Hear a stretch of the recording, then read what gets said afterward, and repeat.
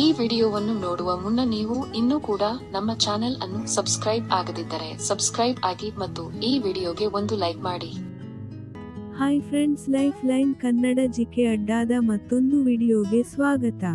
ಸ್ನೇಹಿತರೆ, ನನ್ನ ಹೆಸರು ರಮ್ಯಾ. ನನಗೆ 35 ವರ್ಷ. ನನ್ನ ಗಂಡ ಸುರೇಶ ಅವರಿಗೆ 40 ವರ್ಷ ವಯಸ್ಸು. ಪತಿ ಖಾಸಗಿ ಕಂಪನಿಯಲ್ಲಿ ಕೆಲಸ ಮಾಡುತ್ತಾರೆ. ಆದರೆ ಅದೊಂದು ದಿನ ನನ್ನ ಜೀವನದಲ್ಲಿ ನಡೆದ ಘಟನೆಯ ಬಗ್ಗೆ ಹೇಳುತ್ತೇನೆ. ಯಾರು ಕೂಡ ನನ್ನ ಕಥೆಯನ್ನು ಮಿಸ್ ಮಾಡಿಕೊಳ್ಳಬೇಡಿ.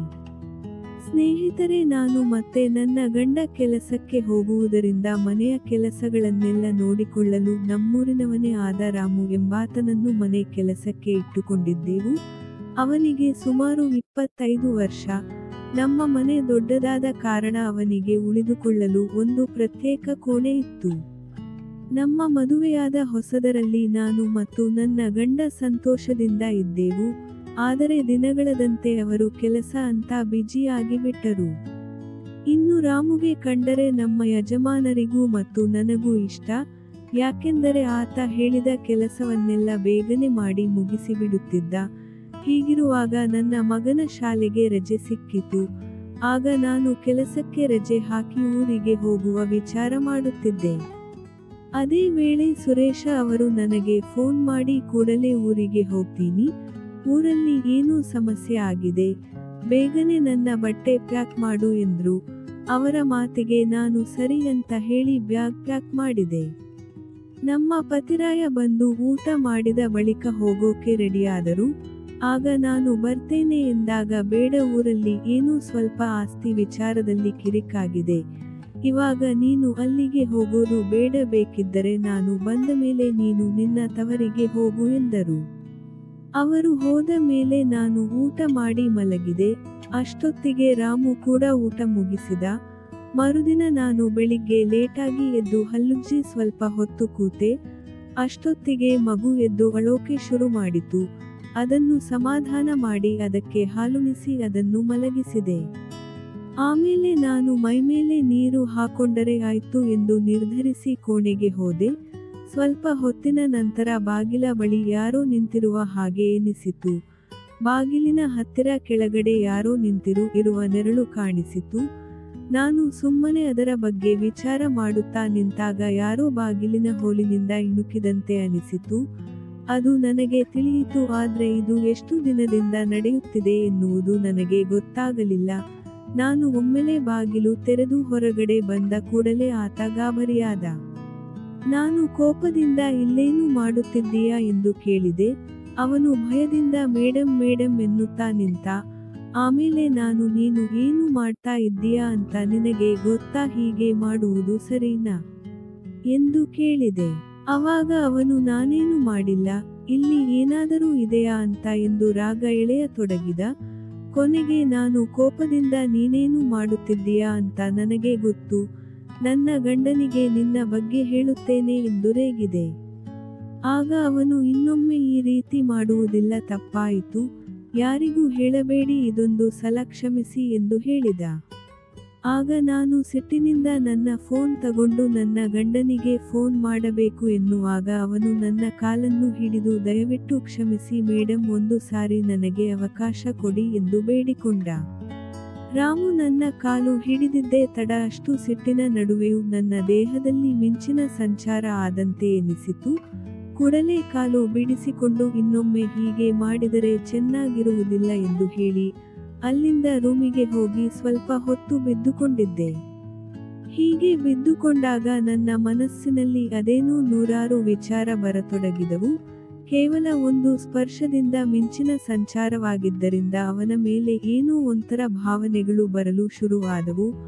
ಆವಾಗಿನಿಂದ ಆತ ನನ್ನ ಜೊತೆ ಮಾತನಾಡುವಾಗ ಹೆದರುತ್ತಿದ್ದ. ಏನೇ ಕೆಲಸ ಹೇಳಿದರೂ ಕೂಡಲೇ ಮಾಡುತ್ತಿರುವ ಕೆಲಸ ಬಿಟ್ಟು ಮೊದಲು ನಾನು ಹೇಳಿದ ಕೆಲಸ ಮಾಡುತ್ತಿದ್ದ. ಆದರೆ ನನಗೆ ಅವನ ಮೇಲೆ ಪ್ರೀತಿಯ ಭಾವನೆಗಳು ಬೆಳೆಯತೊಡಗಿದ್ದವು. ಆಗ ಯೋಚಿಸಿದಾಗ, ನನ್ನ ಗಂಡ ಕೂಡ ಯಾವಾಗಲೂ ಕೆಲಸದಲ್ಲಿ ಬಿಸಿಯಾಗಿರುತ್ತಾನೆ, ಅವನಿಗೆ ಸಮಯವೇ ಸಿಗುತ್ತಿಲ್ಲ ಎಂದು ವಿಚಾರ ಮಾಡಿದೆ. ಹೀಗೆ ಸ್ವಲ್ಪ ದಿನಗಳು ಕಳೆದವು. ಅವತ್ತು ಊಟ ಮುಗಿಸಿ ರೂಮಿನಲ್ಲಿ ಬಿದ್ದುಕೊಂಡಿದ್ದೆ. ಆಗ ರಾತ್ರಿ ಬಾಯಾರಿಕೆ ಎಂದು ನೀರು ಕುಡಿಯಲು ಎದ್ದು ಅಡುಗೆ ಮನೆಯ ಕಡೆಗೆ ಹೊರಟಾಗ ಅವನು ಮೆಟ್ಟಿಲ ಕೆಳಗೆ ಕೂತಿದ್ದ. ಅವನು ಅಲ್ಲಿ ಕುಳಿತು ತನ್ನ ಫೋನಿನಲ್ಲಿ ಏನನ್ನೂ ನೋಡುತ್ತಾ ನಿಂತಿದ್ದ. ನಾನು ಮೆಲ್ಲಗೆ ಹೋಗಿ ಅವನ ಹತ್ತಿರ ನಿಂತು, ಇಷ್ಟೊತ್ತಲ್ಲಿ ಇಲ್ಲಿ ಏನು ಮಾಡ್ತಾ ಇದ್ದೀಯಾ ಎಂದಾಗ ಅವನು ಗಾಬರಿಯಿಂದ ತನ್ನ ಫೋನನ್ನು ತನ್ನ ಕಿಸೆಯಲ್ಲಿ ಇಟ್ಟುಕೊಂಡ. ಆಗ ನಾನು, ನಿನ್ನ ಫೋನ್ ಕೊಡು ಅಂತ ಗದರಿದೆ. ಅವನು ಭಯಗೊಂಡು ಬೇಡ ಎಂದು ಹೇಳಿದ. ಕೊನೆಗೆ ನಾನು ಅವನಿಗೆ ಕೊಡು ಎಂದು ಹೇಳಿದಾಗ ಅವನು ಮೊಬೈಲ್ನಲ್ಲಿ ವಿಡಿಯೋಗಳನ್ನು ನೋಡುತ್ತಿದ್ದ. ನಾನು ಅದನ್ನು ನೋಡಿದೆ. ಅದು ನೋಡುವುದಕ್ಕೆ ತುಂಬಾ ಚೆನ್ನಾಗಿದೆ ಎನಿಸಿ ಸ್ವಲ್ಪ ಹೊತ್ತು ನೋಡಿದೆ. ಆದರೆ ಅದನ್ನೆಲ್ಲ ನೋಡಿ ನನಗೆ ಒಂಥರ ಎನಿಸಿತು. ಆದರೆ ಅವನ ಮುಂದೆ ಅದನ್ನು ತೋರಿಸಿಕೊಳ್ಳದೆ ಕೋಪ ಬಂದವಳಂತೆ ನಟಿಸಿ, ಏನು ಇದು, ಏನು ನೋಡುತ್ತಿದ್ದೀಯಾ, ಮೊನ್ನೆ ತಾನೇ ನಿನಗೆ ಅಷ್ಟು ಹೇಳಿದ್ದೇನೆ ತಾನೇ, ಇವಾಗ ನೋಡಿದರೆ ಮೊಬೈಲ್ ಬಳಕೆ ಮಾಡ್ತಾ ಇದ್ದೀಯಾ ಅಂತ ಸಿಟ್ಟಿನಿಂದ ಹೇಳಿದೆ. ಆಗ ಸ್ವಲ್ಪ ಹೊತ್ತು ನೋಡ್ತಾ ಇದ್ದೆ, ಕಣ್ಮುಚ್ಚಿದರೆ ಮಲಗೋಕೆ ಆಗ್ತಿಲ್ಲ, ಏನು ಮಾಡಬೇಕು ಎಂದು ಗೊತ್ತಾಗದೆ ನೋಡ್ತಾ ಇದ್ದೆ ಎಂದು ಹೇಳಿದ. ಆಗ ನಾನು, ಸರಿ ನನ್ನ ಗಂಡನಿಗೆ ಈ ಬಗ್ಗೆ ಹೇಳ್ತೀನಿ ಎಂದಾಗ ಬೇಡ ಬೇಡ ಎನ್ನುತ್ತಾ ಮತ್ತೆ ಕಾಲಿಗೆ ಬಿದ್ದ. ಆದರೆ ಮೊದಲೇ ವಿಡಿಯೋ ನೋಡಿದ್ದ ನನಗೆ ಅವನನ್ನು ಹೇಗಾದರೂ ಮಾಡಿ ಕೆರಳಿಸಬೇಕು ಎನಿಸಿ ಕಾಲಿಗೆ ಬಿದ್ದವನನ್ನು ಎಬ್ಬಿಸಲು ಹೋಗಿ ಸೆರಗು ಜಾರಿಸಿದೆ. ಅವನು ಆ ಸೌಂದರ್ಯವನ್ನು ನೋಡುತ್ತಿದ್ದ. ನಾನು ಆಯ್ತು ಹೋಗಿನ್ನು ಎಂದು ಹೇಳಿ ನೀರು ಕುಡಿಯೋಕೆ ಅಡುಗೆ ಮನೆ ಕಡೆಗೆ ಹೊರಟೆ. ಅವನು ಸುಮ್ಮನೆ ತನ್ನ ಪಾಡಿಗೆ ತಾನು ಹೋಗಿ ಬಿದ್ದುಕೊಂಡ. ನಾನು ನೀರು ಕುಡಿದು ಬಂದ ಮೇಲೆ ಏನೇನೋ ಎನಿಸತೊಡಗಿತು. ಆಗ ನಿದ್ದೆಯೇ ಬರಲಿಲ್ಲ. ಅಷ್ಟೊತ್ತಿಗೆ ಮಗು ಎದ್ದು ಅಳತೊಡಗಿತು. ಅದಕ್ಕೆ ಹಾಲುಣಿಸಿ ಮಲಗಿಸಿ ನಾನು ಕಣ್ಣು ಮುಚ್ಚಿಕೊಂಡೆ. ಬೆಳಿಗ್ಗೆ ಹೇಗೆ ಆಯ್ತು ಗೊತ್ತಾಗಲಿಲ್ಲ. ಬೆಳಿಗ್ಗೆ ಎಂದಿನಂತೆಯೇ ನಾನು ನಿಧಾನವಾಗಿ ಎದ್ದು ಟಿಫಿನ್ ಮಾಡೋಕೆ ಹೋದಾಗ ಅವನು ಎಲ್ಲೋ ಹೋಗೋಕೆ ಸಿದ್ಧವಾಗಿದ್ದ. ಅವನನ್ನು ನೋಡಿ ಇದೇನೋ ಇವತ್ತು ಹೊಸ ಅವತಾರ ಎನಿಸಿ ನಕ್ಕು ಸುಮ್ಮನಾದೆ. ಆದರೆ ಅವನು ನನಗೆ ಒಂದು ಶಾಕಿಂಗ್ ವಿಚಾರ ಹೇಳಿದ. ಯಾಕೆಂದರೆ ಅವನು, ನಾನು ಈ ಮನೆ ಬಿಟ್ಟು ಹೋಗ್ತೀನಿ, ನೀವು ಪ್ರತಿ ಬಾರಿ ನನಗೆ ಬೆದರಿಕೆ ಹಾಕ್ತೀರಾ, ಅಲ್ಲದೆ ನಾನು ಮಾಡಿದ್ದು ಕೂಡ ತಪ್ಪು ಅನಿಸ್ತಾ ಇದೆ ಎಂದು ಹೇಳಿದ. ಅವನ ಮಾತು ಕೇಳಿ ಗಂಟಲಲ್ಲಿ ಅನ್ನ ಸಿಕ್ಕ ಹಾಗೆ ಆಯ್ತು. ಯಾಕಂದರೆ ನಾನು ಅವನಿಂದ ನನಗೆ ಬೇಕಾದನ್ನು ಮಾಡಿಸಿಕೊಳ್ಳಬಹುದು ಎಂದು ಯೋಚಿಸಿಕೊಳ್ಳುವಾಗಲೇ ಅವನು ಈ ನಿರ್ಧಾರ ತೆಗೆದುಕೊಂಡಿದ್ದ. ಕೊನೆಗೆ ನಾನು ಕೈತೊಳೆದು ನೀರು ಕುಡಿದು, ನೀನು ಮಾಡಿದ್ದು ತಪ್ಪು ಅಲ್ವೋ? ನನಗೆ ಗೊತ್ತಿಲ್ಲ, ಆದರೆ ನಿನ್ನಿಂದ ನನಗೆ ಒಂದು ಸಹಾಯ ಆಗಬೇಕು ಎಂದು ಸನ್ನೆ ಮಾಡಿದೆ. ಅವನಿಗೆ ಎಲ್ಲವೂ ಅರ್ಥವಾಗಿ ಈ ದಿನಕ್ಕೋಸ್ಕರ ನಾನು ಕಾಯುತ್ತಿದ್ದೆ. ನಿಮಗೆ ಗೊತ್ತಿರದ ರೀತಿಯಲ್ಲಿ ಆ ಕೆಲಸವನ್ನು ಹೇಳುತ್ತೇನೆ, ಇದು ನಿಜವಾಗಲೂ ವಿಶೇಷವಾಗಿರುತ್ತೆ ಎಂದು ಹೇಳಿದ. ನಾನು ಸರಿ ಎಂದು ಹೇಳಿದಾಗ ಅಲ್ಲೇ ಹಾಲಿನಲ್ಲಿಯೇ ನನಗೆ ಆ ಕೆಲಸವನ್ನು ಹೇಳಿಕೊಟ್ಟ. ಅವನು ಹೇಳಿಕೊಟ್ಟ ಕೆಲಸದಲ್ಲಿ ಏನೂ ವಿಶೇಷತೆ ಇತ್ತು. ನಾನು ಈ ಹಿಂದೆ ಎಂದು ಹಾಗೆ ಕೆಲಸ ಮಾಡಿರಲಿಲ್ಲ. ಆಮೇಲೆ ನಾನು ನಗುತ್ತಾ, ನೀನು ಹೋದರೆ ಈ ಮನೆ ಕೆಲಸ ಎಲ್ಲ ಮಾಡುವವರು, ಅಲ್ಲದೆ ನನಗೆ ಬೇಕಾದ ನೀನು ಸಹಾಯ ಕೂಡ ಮಾಡಬೇಕು ಎಂದು ಹೇಳಿದೆ. ಅವನು ನಗುತ್ತಾ ಆಯ್ತು ಮೇಡಮ್ ಎಂದ.